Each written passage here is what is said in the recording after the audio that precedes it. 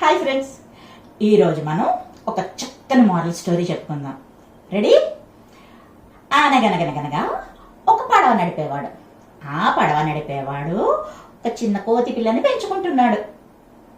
కోతి కదా, చాలా అల్లరిది.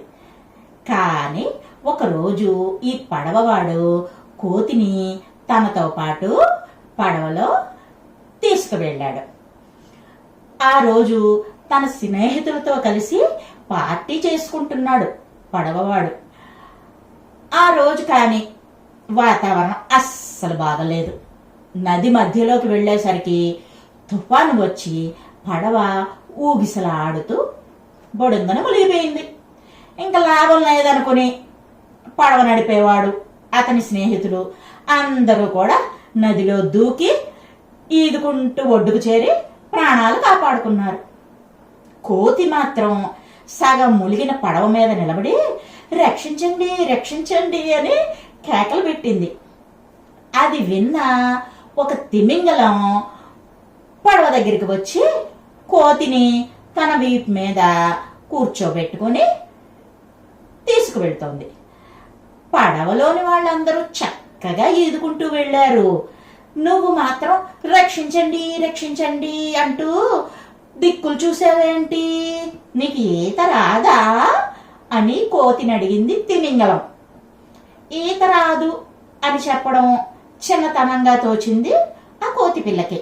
అందుకని బడైపోతూ నేను నీకంటే వేగంగా ఈదగలను, వెళ్ళగలను అంది. మరి ఎందుకు రక్షించమని అరిచావు అడిగింది తిమింగలం. నేను కోతుల్లో మహారాజుని, ఏ పనైనా సేవకులతో చేయించుకోవడం తరతరాలుగా మాకు అలవాటు గొప్పగా చెప్పింది కోతి. కోతి అహంకారం తిమింగలానికి అర్థమైంది. ఆపదలో కూడా రాజభోగాలు కావాలంటే ఎలా? మరో ప్రశ్న వేసింది తిమింగలం. కోతి కోపం ఎక్కువైంది. నేను మహారాజుని, ఇంతకుముందే చెప్పాను కదా. నువ్వు నా సేవకుడివి, ప్రశ్నించే అధికారం నీకు లేదు. అదే మా రాజ్యంలో ఎవరైనా ఇలా చేస్తే వాళ్ళని ఎంత కఠినంగానో శిక్షిస్తాను తెలుసా. కానీ ఇప్పుడు నువ్వు నాకు సాయం చేస్తున్నావు కాబట్టి నిన్ను క్షమిస్తున్నాను అన్నది కోతి.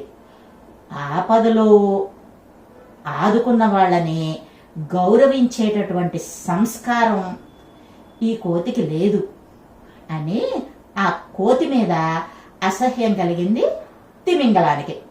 నేను ఈ సముద్రంలో చేపలకి మహారాజుని, నీలాంటి పొగరుబోతు వాళ్ళని అస్సలు క్షమించను.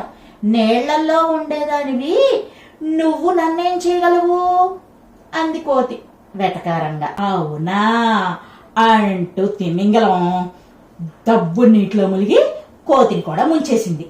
ఇదే నీకు తగిన శిక్ష, నేను వేయగల దండన అంది.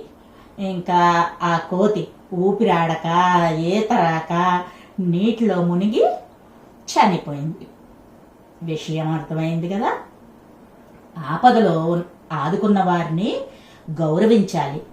అగౌరవంగా హేళనగా మాట్లాడి మనకి ఇంకో ఆపద కలిగేలాగా మనం ప్రవర్తించకూడదు.